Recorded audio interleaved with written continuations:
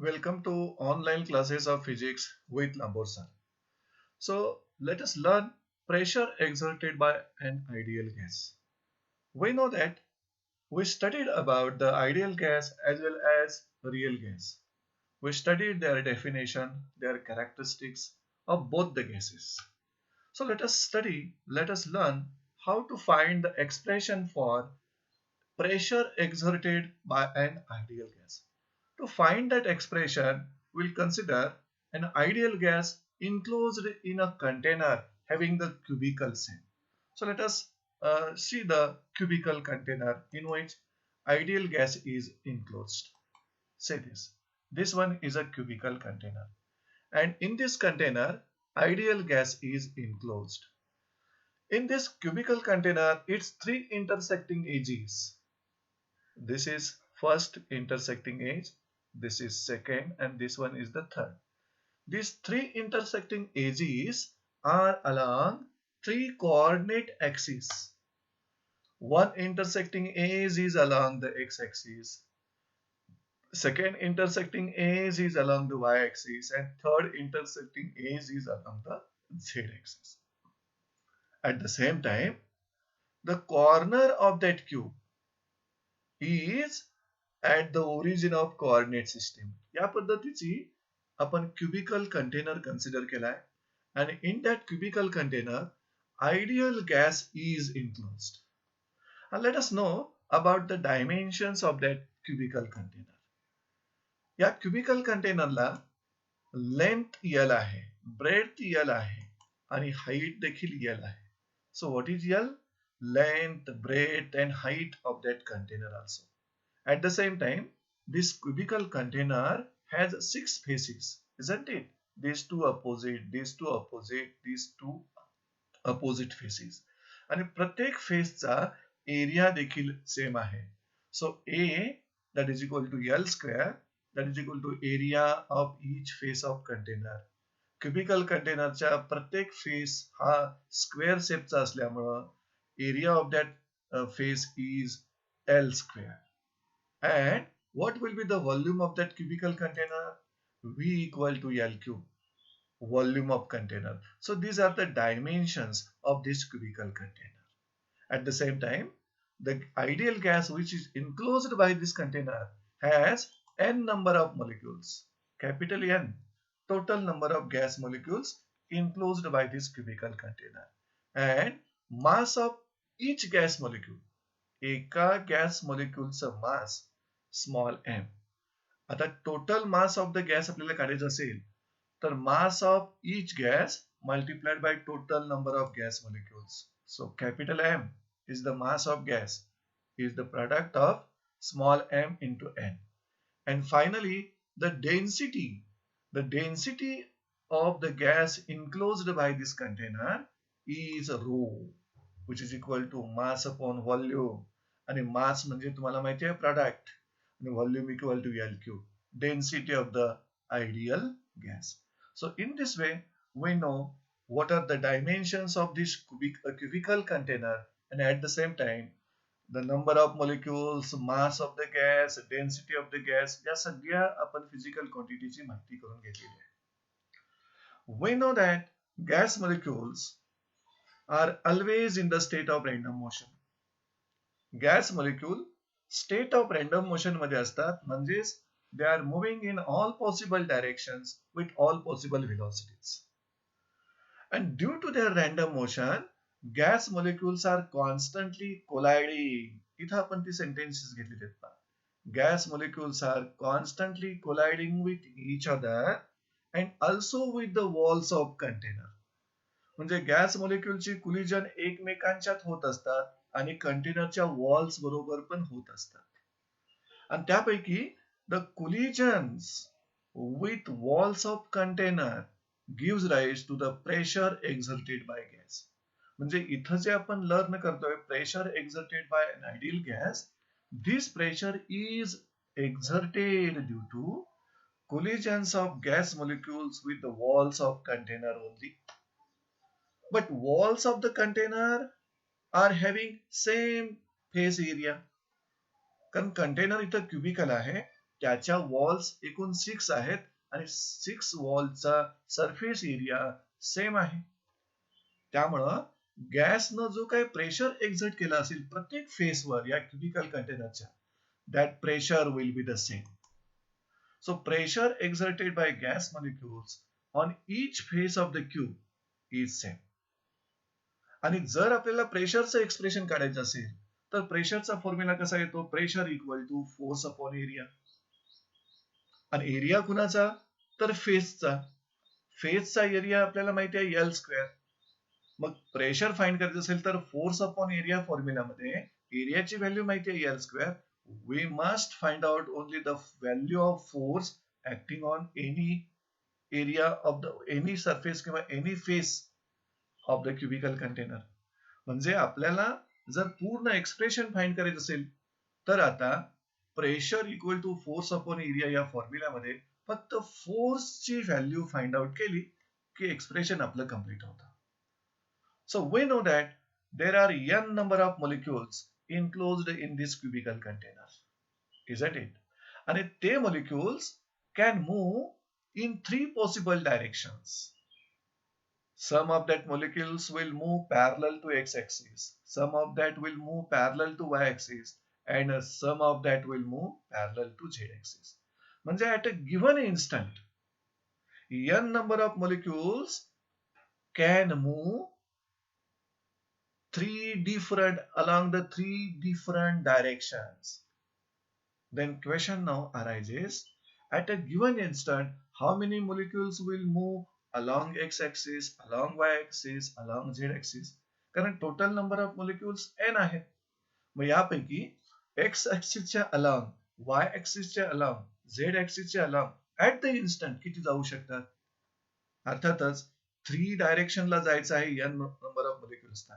म्हणजे प्रत्येक ऍक्सिसच्या along n by 3 and n by 3 molecules will move parallel to x, y, z axis. So we can assume that on an average n by 3 gas molecules are constantly moving parallel to each of the axis x, y and z. आता आपण काय करू? यापैकी n by 3 gas molecules consider करूया, but which are moving parallel to x-axis. मग त्या gas मॉलिक्युलच्या speeds देखील आपण इथं लिहून घेऊया.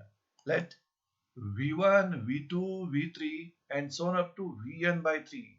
These are the speeds of n by 3 gas molecules but moving parallel to x-axis.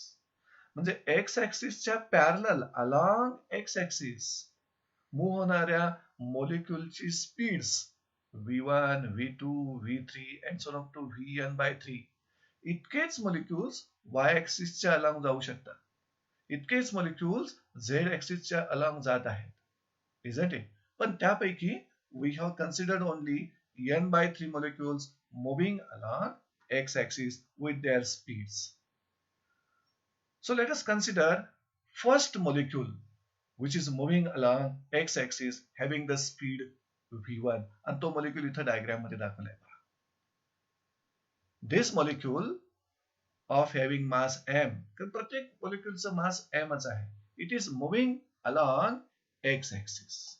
So we have considered a molecule moving with speed v1 towards the wall PQRS.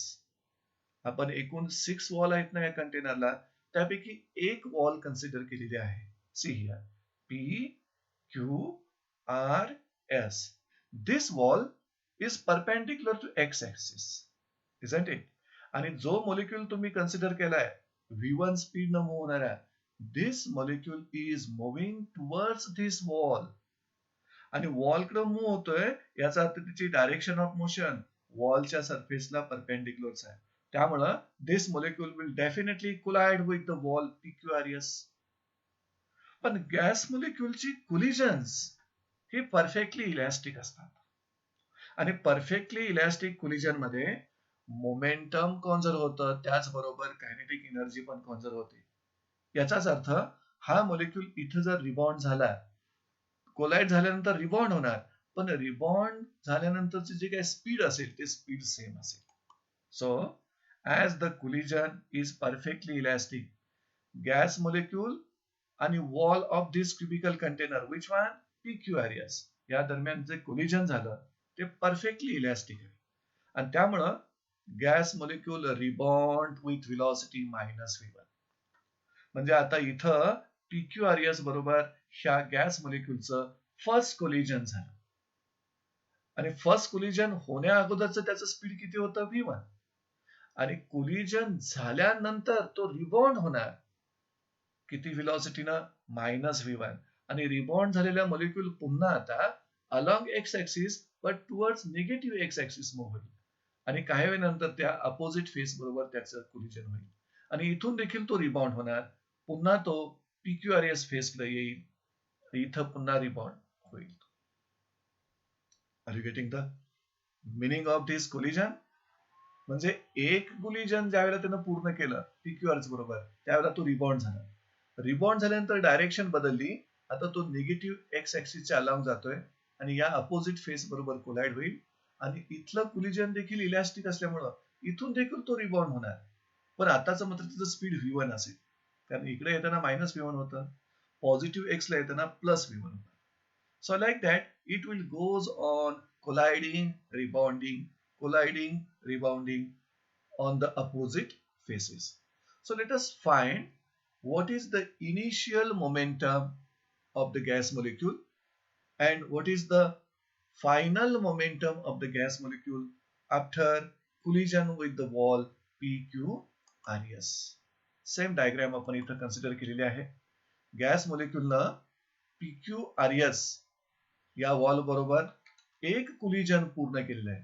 मग collision होण्यापूर्वीचं त्याचं momentum, initial momentum of the molecule before collision m1 v1 and after collision final momentum of the molecule -m v1. कारण तो rebound झाला same स्पीडनं, त्यामुळे minus इथं sign तुम्हाला दिसते. आता जर फायनल मोमेंटम आपल्याला मिळालं असेल, इनिशियल मोमेंटम मिळालं असेल, we can find change in momentum of that gas molecule during one collision. म्हणजे एकदा तो PQRS बरोबर कोलाइड झाला त्यावेळी त्याच्या मोमेंटम मध्ये जो चेंज झालेला आहे, we can find that change in momentum of molecule in one collision with PQRS. आणि तो चेंज काढण्यासाठी always final momentum minus initial momentum या दोघांच्या मिळून तुम्हाला -2m v1 ही व्हॅल्यू मिळते पहा. आणि या व्हॅल्यू मध्ये ही निगेटिव्ह साइन आहे. That negative sign has got importance here. That negative sign indicates that, इथं पण लिहिले पहा रेड कलर मध्ये आपण, negative sign indicates that this amount of momentum is lost by the gas molecule during one collision. PQRS बरोबर एकदा त्याचं collision झालं त्यावेळेला इतकं मोमेंटम -2m v1 म्हणजे 2m v1 इतकं मोमेंटम गॅस मॉलिक्युलनं लॉस केलं. आता कोलिजन झालं कुणाबरोबर? वॉल PQRS बरोबर. मग lost momentum will be gained by the surface PQRS. Isn't it? So this is the change in momentum of gas molecule in one collision. Definitely loss झालेलं momentum gas molecule कडून मिळालं असेल कुणाला? Wall PQRS ला, surface PQRS ला मिळालं असेल. म्हणजे PQRS सरफेसचं देखील मोमेंटम एका कोलिजन मधून इतकं चेंज होईल. कारण मॉलिक्यूलनं लॉस केलं मोमेंटम, सरफेसनं गेन केलं. Therefore, change in momentum of surface PQRS in one collision equal to +2m v1. Plus म्हणजे गेन झालं, मायनस म्हणजे लॉस झालं. मॉलिक्यूल कडून लॉस होत आहे आणि सरफेस PQRS ला ते मिळते. So this is change in momentum of surface PQRS in one collision. Okay. After one collision, that molecule is moving along negative x-axis and colliding opposite face of that cube. या face बरोबर त्या मॉलिक्यूलचं collision होतं. त्यावेळी L एवढ्या distance मधून तो travel होतो. आणि इथल्या कोलिजन नंतर इट गेट्स रिबॉन्ड आणि पुन्हा एकदा तो PQRS बरोबर कोलाइड होतोय. म्हणजे दोन सक्सेसिव्ह कोलिजन PQRS बरोबर व्हायचे असतील तर तो मॉलिक्यूल L एवढं डिस्टन्स जातोय आणि पुन्हा L एवढं डिस्टन्स येतोय. So between two successive collisions with surface PQRS, gas molecule covers distance how much? 2m. See here.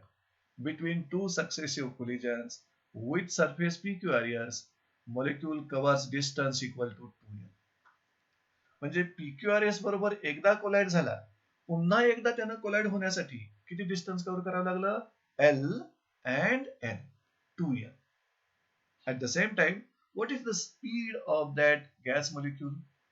V1.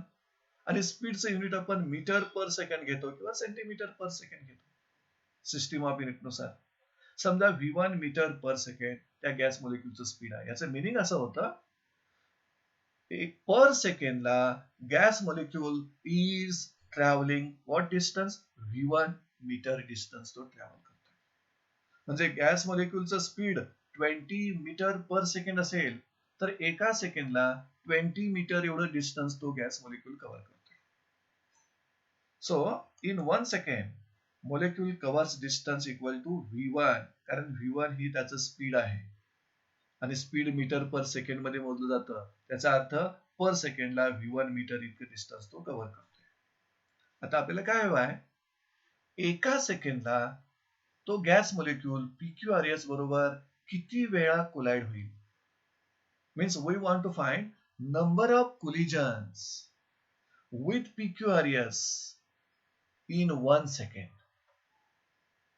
मग number of collisions of the gas molecule in 1 second with PQRS आपल्याला काढायचं असेल. ह्या PQRS wall बरोबर मोलेक्युलची number of collisions in 1 second आपल्याला काढायची आहे. तर त्यासाठी काय करावं लागेल? एका सेकंड मध्ये तो डिस्टन्स किती कव्हर करतोय? तर V1 metre.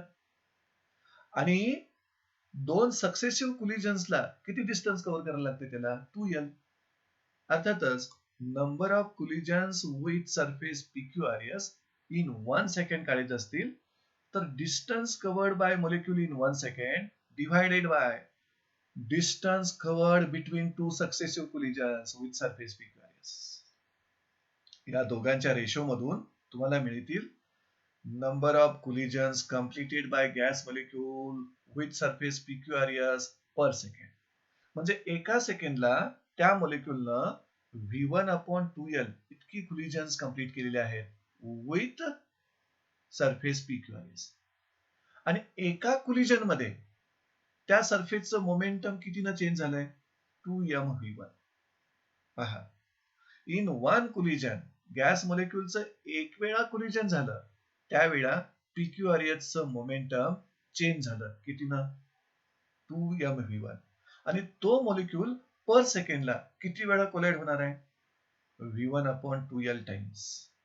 This is the number of collisions and this is change in momentum in one collision. This number of collisions per second, isn't it? but या दोन व्हॅल्यूज वरून we can find change in momentum of the surface PQRS per second. काढू शकतो आपण. PQRS या वॉलचं momentum जे change होतंय ते एका कोलिजन मध्ये किती? 2mv1. मग मला पर सेकंडला काढायचं आहे चेंज इन मोमेंटम. मग ते काढण्यासाठी मला काय करावं लागेल? Change in momentum of surface PQRS per second is equal to change in momentum of surface PQRS per collision, एका कोलिजनला झालेलं change multiplied by number of collisions per second. या दोघांच्या मल्टिप्लिकेशन मधून मला मिळेल change in momentum of surface PQRS per second.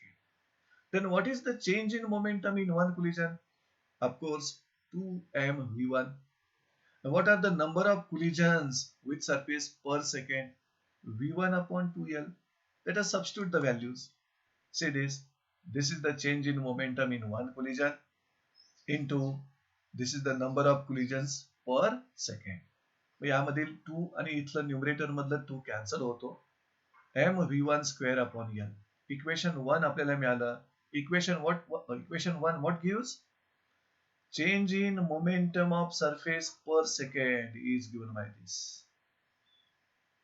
Similarly, आता ह्या फर्स्ट मॉलिक्युलनं इतकं मोमेंटम चेंज केलं पर सेकंडला PQRS आता किती नंबर ऑफ मॉलिक्युल्स आहेत?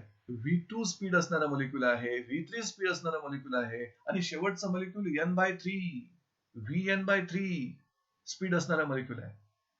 So second molecule, similarly, another molecule moving with speed v2 along x-axis, okay, will also impart momentum how much? mv2 square upon L per second to the surface pqrs. म्हणजे दुसरा molecule जो v2 speed न move होतोय along x axis तो देखील collide होणार pqrs वर आणि त्या कोलिजन्समुळे सेकंड मॉलिक्यूलच्या कोलिजन्समुळे pqrs सरफेसचं जे मोमेंटम चेंज होत आहे पर सेकंडला that is mv2 square upon L. Similar मेथडनं आपण काढू शकतो. पहिल्या मॉलिक्यूलचं जसं मोमेंटम चेंज काढलं तसं सेकंड मॉलिक्यूलनं देखील चेंज केलेलं मोमेंटम आपण फाइंड आउट करू शकतो आणि हे चेंज झालेलं मोमेंटम pqrs सरफेसचं per second. Now third molecule is also moving towards the X axis. मग थर्ड मॉलिक्यूलनं इम्पार्ट केलेलं मोमेंटम किती असेल? mv3 square upon L. Fourth मॉलिक्यूलला इम्पार्ट केलेले किती असेल? mv4 square upon L. असे n/3 मॉलिक्यूल्स आहेत, isn't it? There are n/3 such molecules. मग प्रत्येक मॉलिक्यूलनं इम्पार्ट केलेलं मोमेंटम पर सेकंडला pqrs वर आपल्याला मिळालं. We can find total change in momentum of surface pqrs per second. आणि तो टोटल चेंज कसं करायचं? Therefore, total change in momentum of surface per second equal to change in momentum per second by first molecule plus change in momentum per second by second molecule plus and so on up to change in momentum per second by the n/3 molecules. आता या equation मधून m upon l आपण common घेऊ शकता आणि जर m upon l common घेतला तर या ब्रॅकेट मध्ये काय शिल्लक राहील?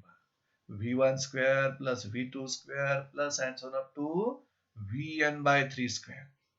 आता इक्वेशन 2 मधून तुम्हाला आणखी एक मीनिंग समजावून घ्यायचं आहे. This is total change in momentum of surface pqrs per second. यालाच मी असं म्हणू शकतो, this is rate of change of momentum of surface pqrs.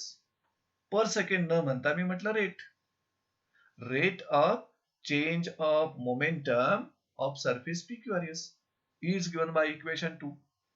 आणि आपल्याला Newton's second law of motion माहिती आहे. न्यूटनच्या सेकंड लॉ ऑफ मोशनला लॉ ऑफ मोमेंटम पण म्हटलंय. By Newton second law of motion we know that rate of change of momentum is equal to force acting on it. मग हा कुणाच्या मोमेंटमचा रेट ऑफ चेंज आहे? सरफेस pqrs च्या मोमेंटमचा रेट ऑफ चेंज आहे. त्यामुळे surface pqrs will act force.